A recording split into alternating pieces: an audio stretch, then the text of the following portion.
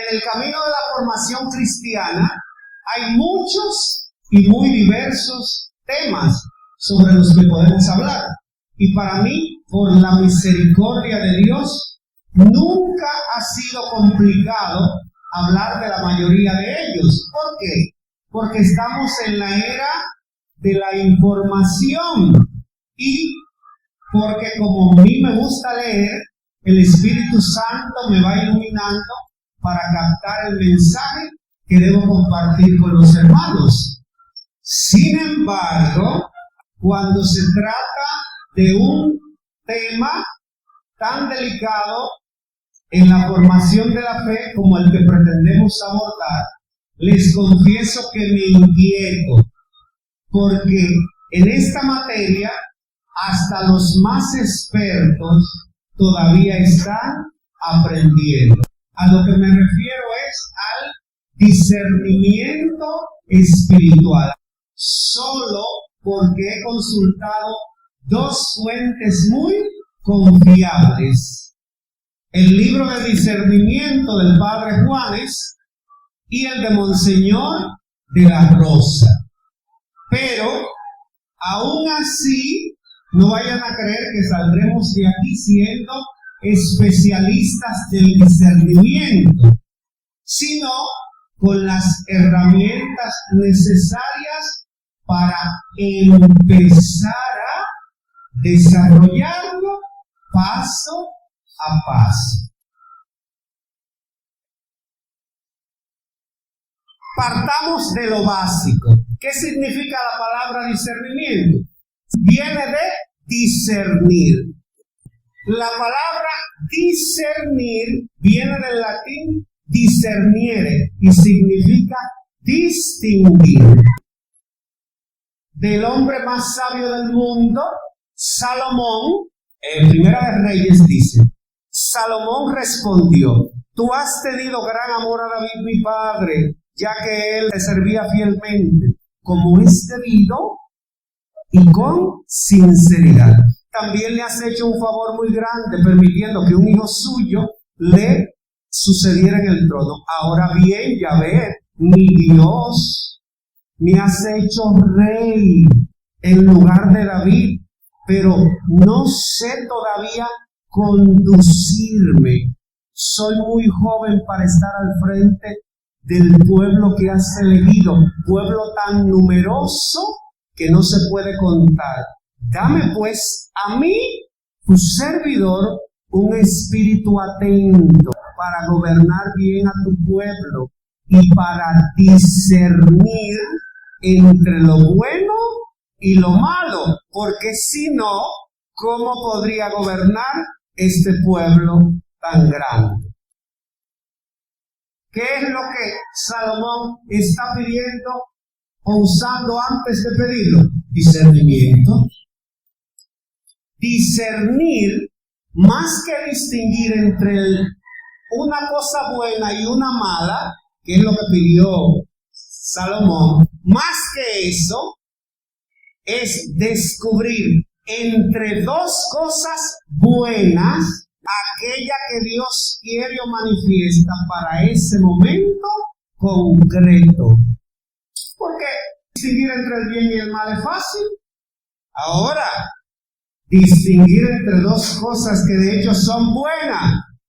Entonces, no es entre lo bueno y lo malo. No. Entre lo bueno y lo bueno, que es lo que Dios quiere. Discernir significa ante todo escuchar a Dios, atender a su presencia activa y obedecer sus indicaciones, mandatos y orientaciones. Por eso al principio decía, distinguir para elegir.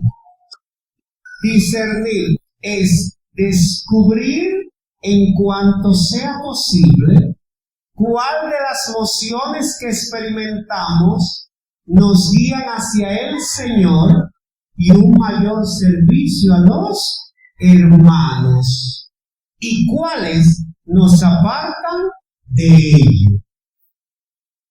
Me acerca a Dios, me acerca más al servicio, le da más gloria a Dios y más beneficio a los hermanos, o me aparta de Dios, me da gloria a mí, estoy buscando vanagloria, quiero brillar. Discernir es reconocer lo que nace del Espíritu y no atribuirle sino lo que viene de Él. Conviene recordar que moción es una fuerza interior que me impulsa a realizar una acción inspirada por el Espíritu Santo. No la confundamos con la emoción. Recordemos que la emoción es un estado de ánimo o disposición emocional hacia una cosa. Puede sentir alegre, triste, aburrido. Esas son emociones. A veces la oración está muy ungida, el Espíritu Santo está moviéndonos con sus mociones, pero a eso le metemos nuestras emociones y a veces hasta dañamos el asunto. También conviene recordar que existe el espíritu humano, el Espíritu de Dios que llamamos Espíritu Santo y el espíritu del mal. El discernimiento es tanto un don como una disciplina espiritual. El discernimiento espiritual puede ser un don o carisma del Espíritu Santo o un arte que se aprende en la práctica con la ayuda del mismo Espíritu. Pero también el discernimiento es el arte de hallar la voluntad de Dios en las situaciones de la vida concreta que confrontamos. ¿Cuál será la voluntad de Dios en mi vida, en mi grupo, en mi comunidad, en este momento de la historia? No es un don para detectar eventuales espíritus malignos en una persona o lugar. No, por favor, el discernimiento no es una resonancia magnética de espíritus inmundos. No, nada de eso. Es más bien una gracia que nos permite captar si lo que vive una persona viene de Dios, de su propia carne o directamente del maligno. ¿Ya vieron el uso de los tres espíritus? De Dios, el Espíritu Santo. De su propia carne, el espíritu humano. O del maligno, el espíritu del mal. El arte del discernimiento es la capacidad de percibir entre las experiencias interiores y exteriores que tenemos o vemos en los demás, aquellas que vienen del Señor y conducen a Él, y aquellas que provienen del maligno o de la naturaleza humana y nos alejan de Dios. El carisma del discernimiento se da cuando Dios mismo, por gracia, da a alguien una especie de instinto sobrenatural muy seguro para conocer inmediatamente si los movimientos espirituales que animan a una persona o a un grupo vienen de Dios o no. El discernimiento es el encuentro de dos voluntades, la de Dios y la nuestra, para elegir la que en verdad conviene. Estoy recordando a tu hermano Jesús en el huerto sudando sangre de la presión interior que tiene y repitiendo estas palabras hasta que fueron y lo llevaron preso. Padre, aparta de mí este cáliz, pero que no se haga mi voluntad sino la tuya. Entre esas dos voluntades, la mía, Padre, que pase esta copa, o la tuya, no, y que se haga la tuya. Entonces, atención hermano, hermana, más de una vez, escoger su voluntad nos va a costar lágrimas, de sangre. El discernimiento es una expresión espiritual que pertenece a la práctica misma del seguimiento de Jesús y que ha de acompañar y dictar nuestras opciones de cristianos, aún en los asuntos más pequeños de nuestra vida y de nuestro trabajo.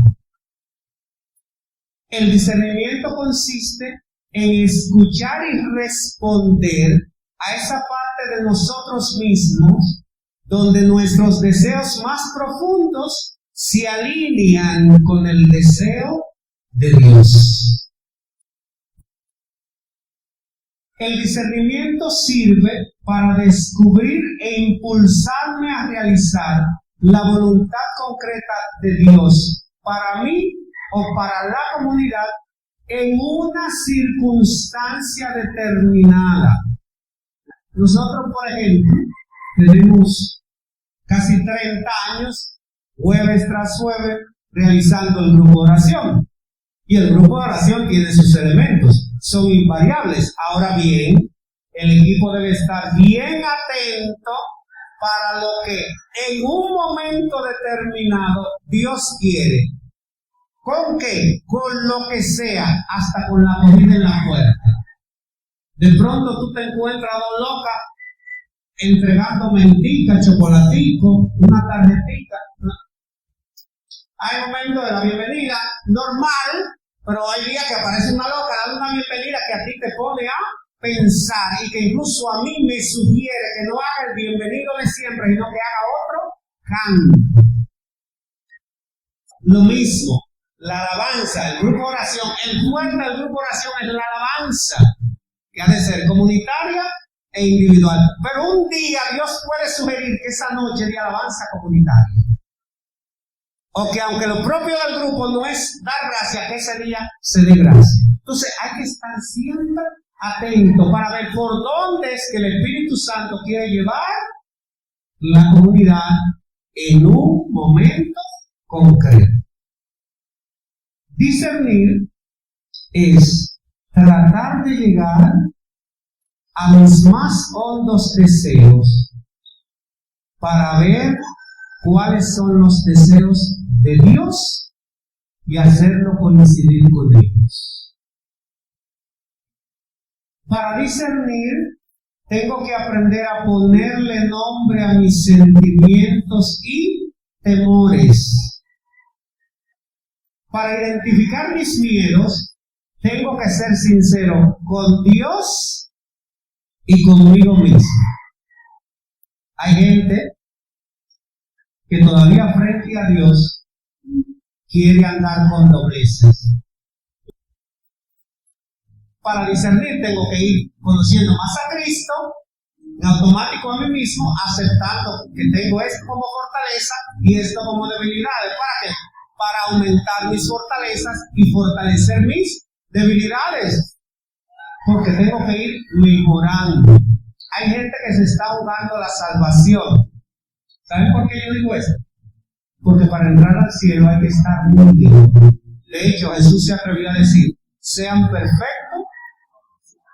Entonces, hasta que uno no esté perfecto, nítido, no va a entrar al cielo. Y yo pregunto, ¿cuándo vamos a comenzar?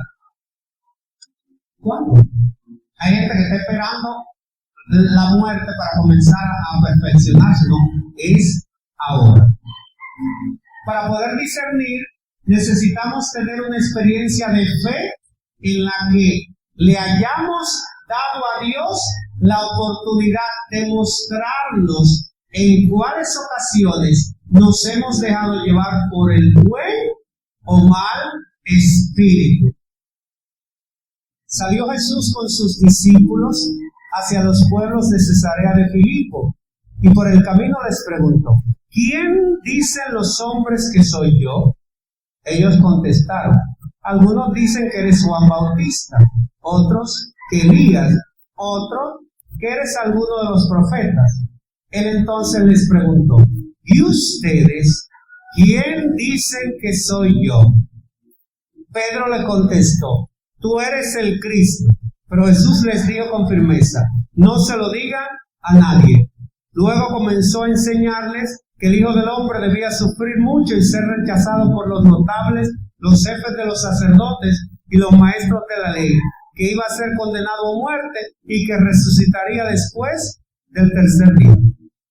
Hablaba con mucha claridad. Debido a eso, Pedro lo llevó aparte y comenzó a reprenderlo. En cierto momento, Jesús se dio vuelta y vio a sus discípulos. Entonces reprendió a Pedro con estas palabras: detrás de mí, Satanás. Tú no piensas como Dios, sino como los hombres. ¿Qué tenemos aquí?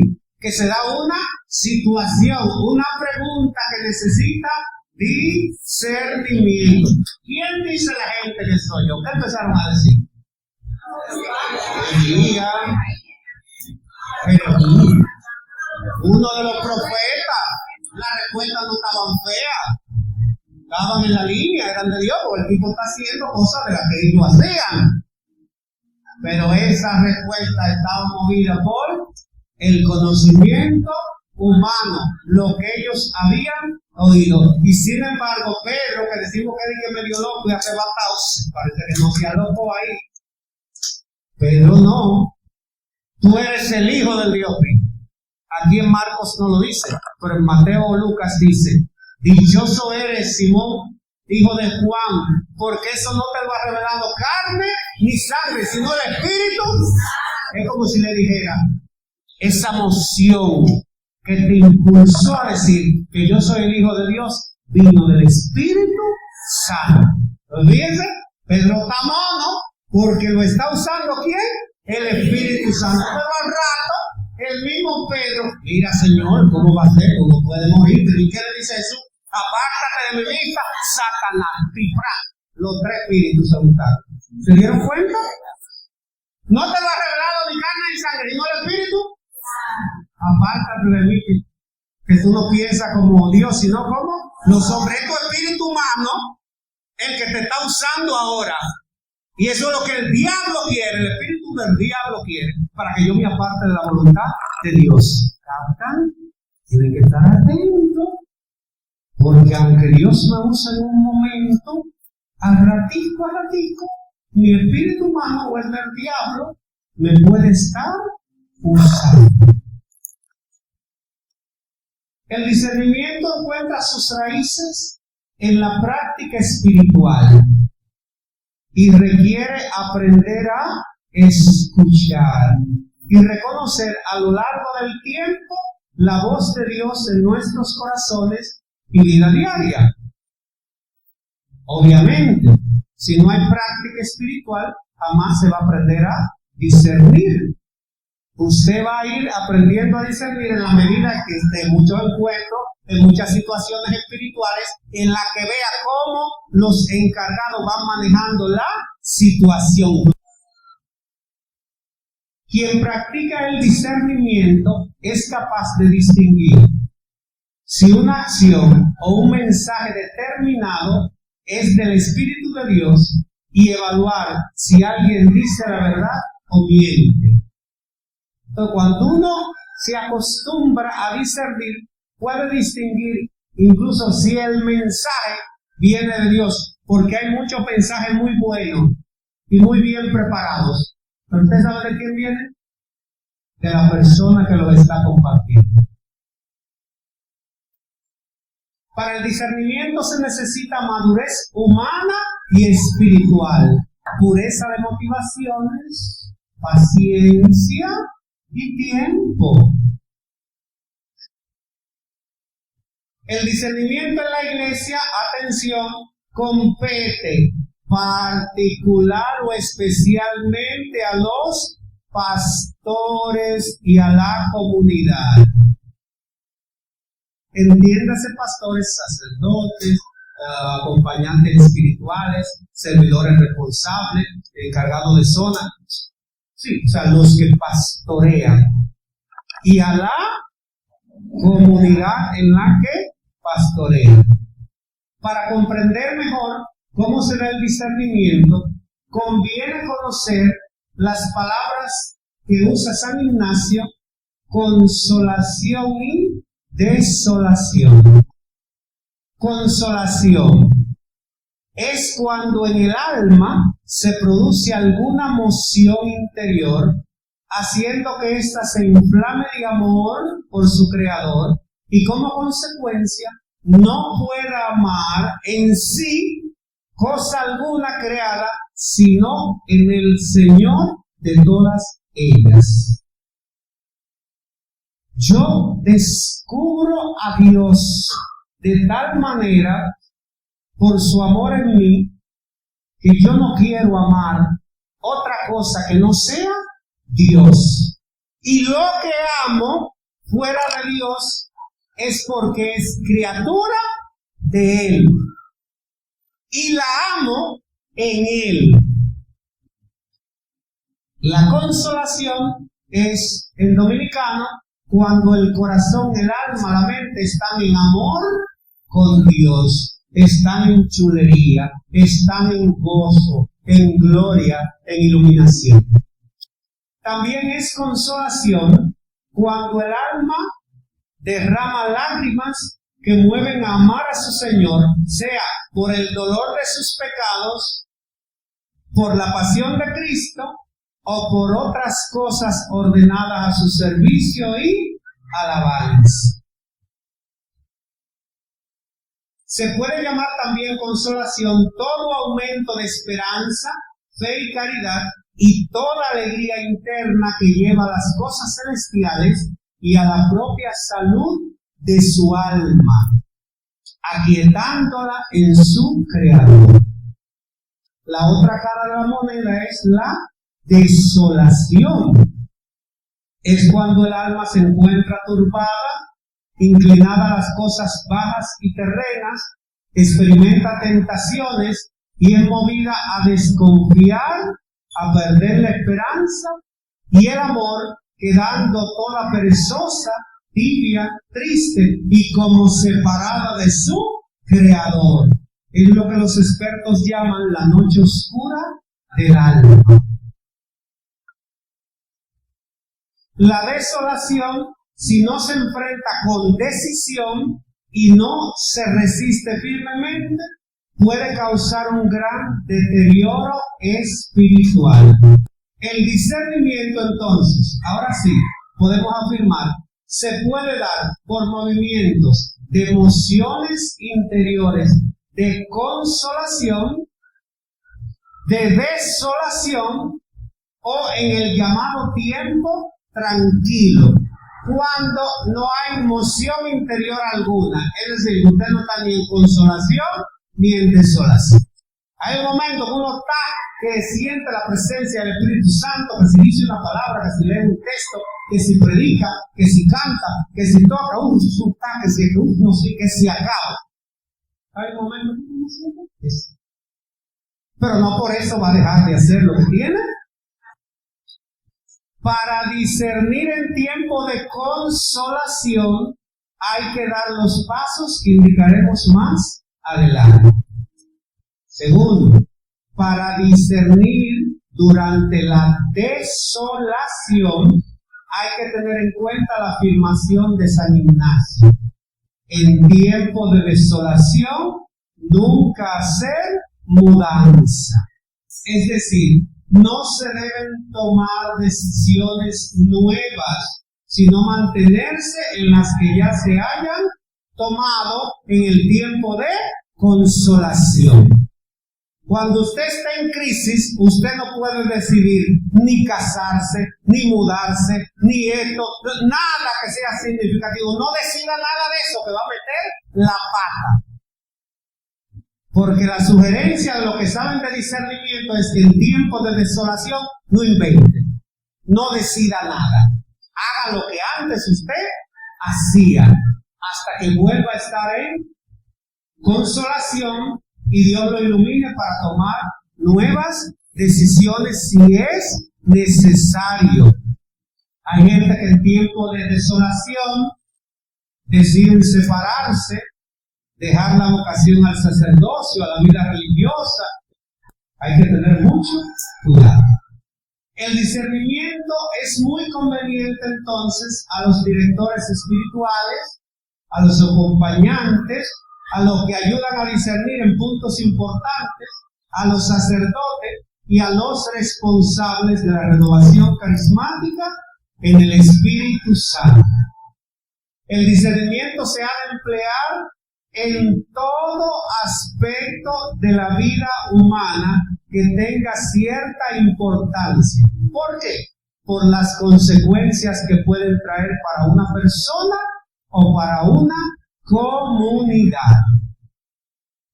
¿Qué tenemos que discernir? Número 1, es necesario discernirlo todo. Simón, eso no te lo ha dicho carne ni sangre. Jesús discernió el discernimiento de Pedro. Hasta el discernimiento hay que discernir. Dice Primera de Juan 4:1. Queridos míos, no se fíen de cualquier inspiración. Examinen los espíritus para ver si vienen de Dios, porque muchos falsos profetas andan por el mundo. Discernirlo todo, no se confíen a los espíritus, hay que discernirlo. ¿Por qué? Porque hay muchos falsos profetas, hay mucha gente que dice o cree estar inspirada y puede confundir. ¿Sí? Entonces, número 1, hay que discernirlo todo hasta el mismo discernimiento. Número 2, hay que discernir la vocación personal y comunitaria. ¿Sabes tú si estás en la vocación que Dios soñó para ti? Después de ser consagrada 20 años, sale de la congregación y ahora es madre de 2 hijos. Tal vez no supo discernir que estaba llamada a matrimonio y no a la vida religiosa. Discernir las mociones, si es una moción del espíritu, que es lo ordinario, o es un impulso mío o del enemigo. Discernir los sueños, visiones, revelaciones. Discernir la palabra de conocimiento, la profecía. Todo hay que discernirlo. Discernir nuestra labor social. Porque ¿quién dijo que solo entre la iglesia y en talleres que tú le das gloria a Dios? No. Ahora mismo vi una hermana cuando venía que me dijo que tengo una labor social médica bellísima, consiguiendo pampers y muchísimas cosas para los enfermos. Y esto es una labor social hermosa. Y es una vocación de Dios. Discernir nuestra propia oración y predicación. ¿Quién te ha dicho a ti que Dios está conforme con las veces que tú oras? ¿Quién me dice a mí que Dios está contento con el modo de yo predicar? Por eso yo nunca me he invitado a ningún sitio. De hecho, todavía me invitan, yo lo pongo a pensar. Le digo, te escribo después te respondo, reviso la agenda, yo para ver si se le olvida. Porque si se le olvida, no es Dios que me está invitando. Ahora, igual ven y me dice, hermano, no me has respondido, necesitamos respuesta. Pero después de eso, la pregunta que no se le vuelve, ¿y cuál es el tema y cuáles son los propósitos? Pues ya por el tema, yo sé que para mí.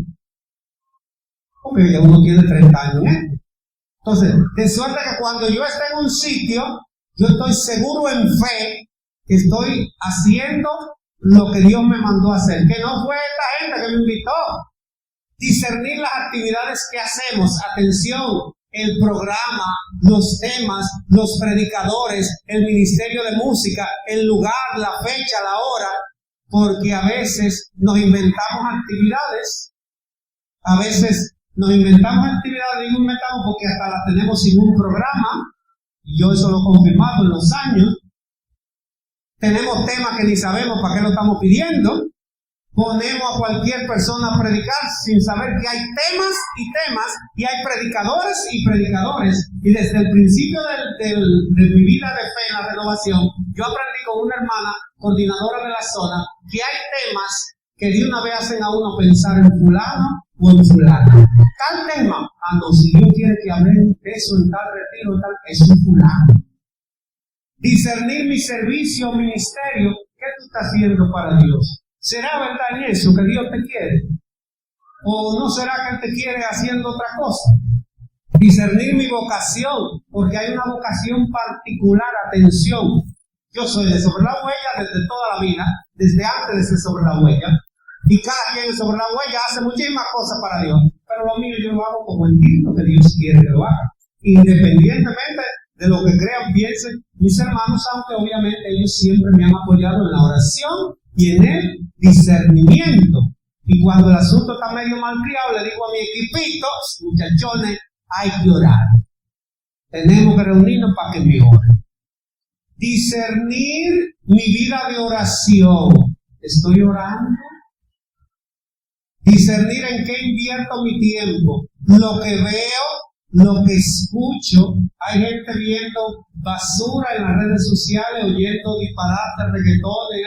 Yo soy cristiano con su música, el dembow y todo. Normal. Qué pena me da su casa. Discernir mi labor como empleado. Lo que yo estoy haciendo, ¿será lo que Dios quiere? ¿O lo estoy haciendo como Dios quiere? ¿Estoy llevando a Dios a través de eso que hago? Discernir mis estudios. Discernir lo ordinario y lo extraordinario. Discernirlo todo. ¿Qué es lo que hay que discernir? Todo. ¿Por qué? Sencillo, porque todo es bueno y puede venir de Dios, pero en el medio se puede meter el enemigo disfrazado de oveja o el mismo hombre convertido en desorden. O sea, lo que parece de Dios puede que no sea de Dios. Y lo que sí es de Dios, el hombre puede meter la pata con su desorden. Quien no somete su experiencia a las orientaciones del magisterio de la iglesia y un buen director espiritual, o al menos de su comunidad, no crece en el arte del discernimiento.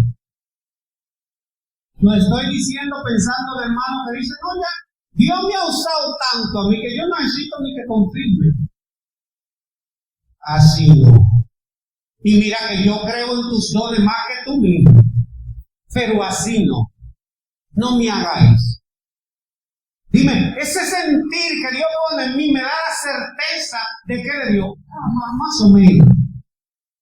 Pero de ahí a que no, yo si lo sentí yo, ya eso es lo que va. No, mi amor.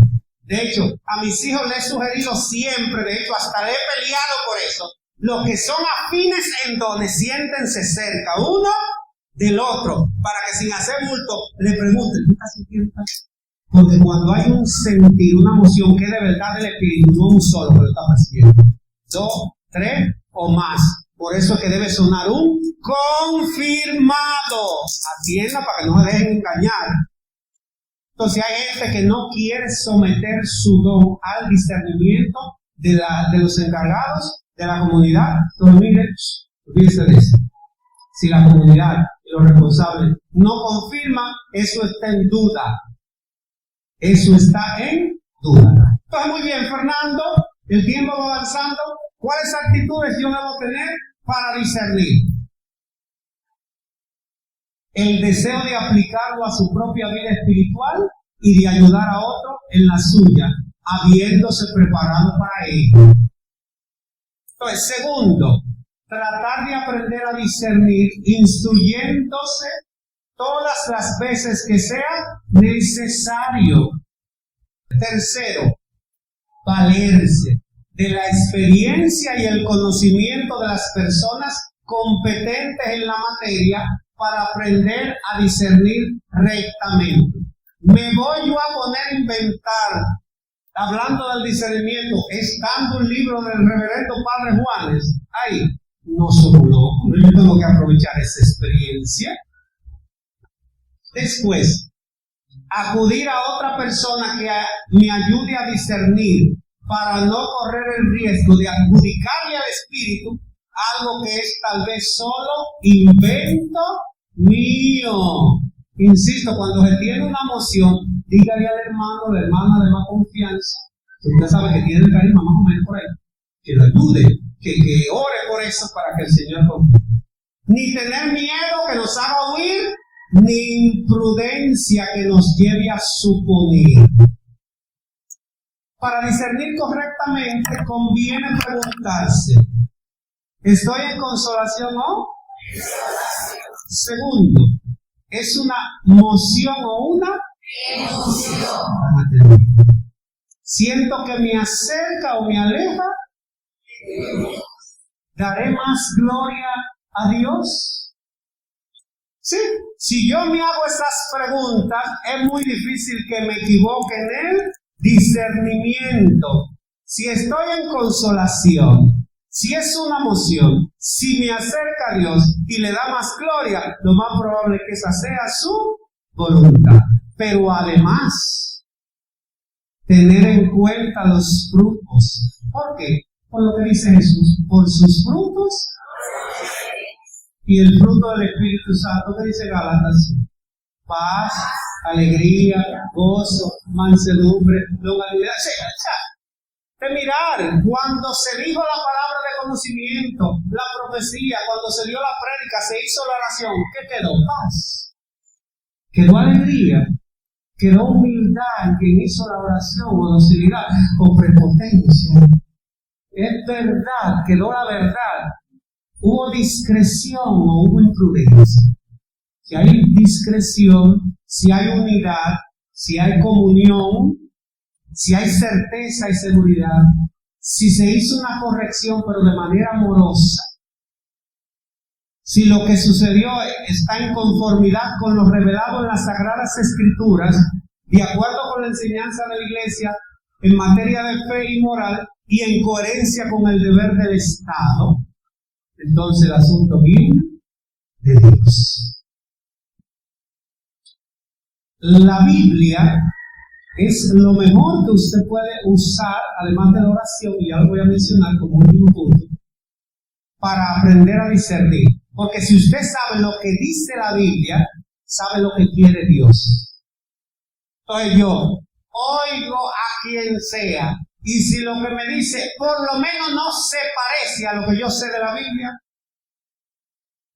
si lo que tú estás sintiendo, percibiendo, oyendo, diciendo no se parece a la Biblia, hay un mago. Pero también, si lo que tú estás por decidir no está en coherencia con tu deber de Estado, entiéndate, de hijo, de esposo, de esposa, de empleado, de servidor responsable, de coordinador, si no está en coherencia con eso, hay un mago.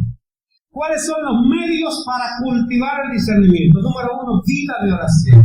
No digo hacer oración en la vida, digo tener una vida de oración, que significa moverse las 24 horas sabiéndose en la presencia de Dios. Eso es vida de oración. No estoy hablando de orar en la mañana, al mediodía, en la noche y ya. No. Vida de oración.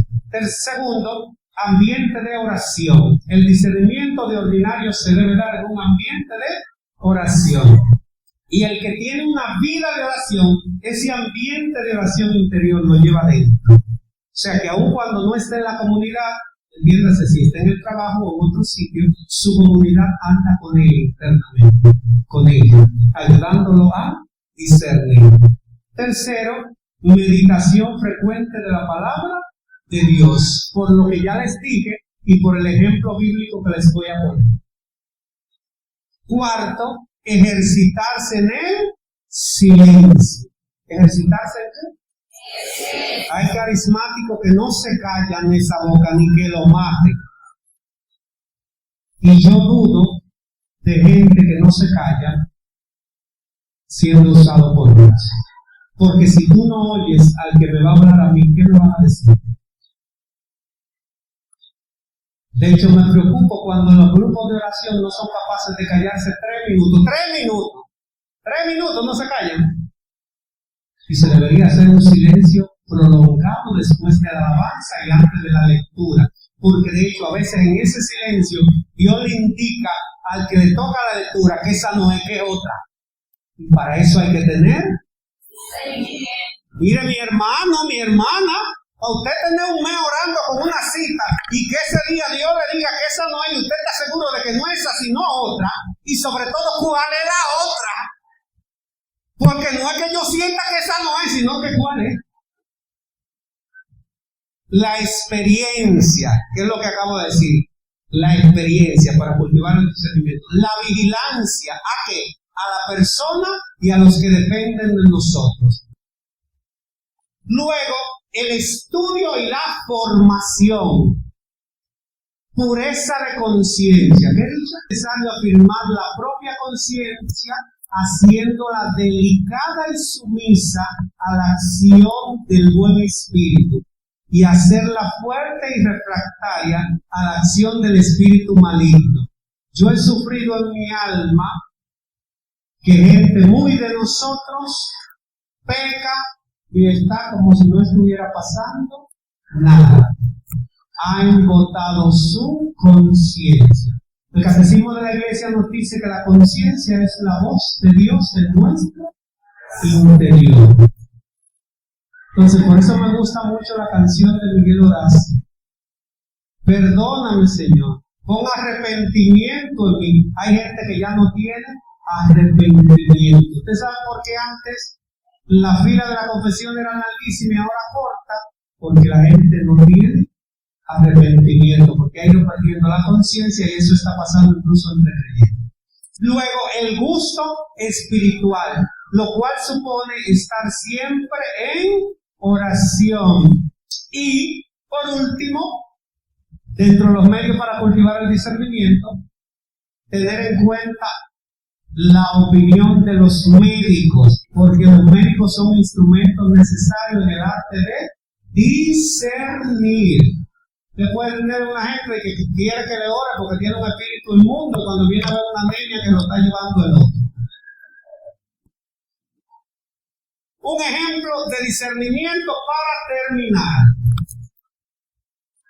Luego, el Espíritu Santo condujo a Jesús al desierto para que fuera tentado por el diablo.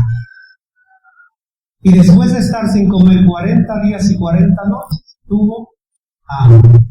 Entonces se le acercó el tentador y le dijo: si eres hijo de Dios, ordena que esas piedras se conviertan en pan. Pero Jesús respondió: dice la Escritura que el hombre no vive solamente de pan, sino de toda palabra que sale de la boca de Dios. Después de esto, el diablo lo llevó a la ciudad santa y lo puso en la parte más alta del templo y le dijo: si eres hijo de Dios, tírate de aquí para abajo, puesto que las Escrituras dicen: Dios ordenará a sus ángeles que te lleven en sus manos para que tus pies no tropiecen en piedra alguna. Jesús replicó: dice también la Escritura: no tentarás al Señor tu Dios. Enseguida lo llevó el diablo a un cerro muy alto, le mostró todas las naciones del mundo con todas sus riquezas y le dijo: te daré todo esto si te hincas delante de mí y me adoras.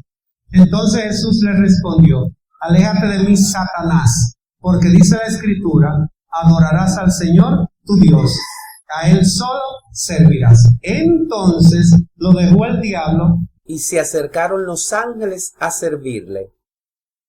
Atiendan, los tres espíritus los vamos a tener aquí otra vez. ¿Quién fue que lo impulsó? El Espíritu Santo. ¿Pero para ser tentado por quién?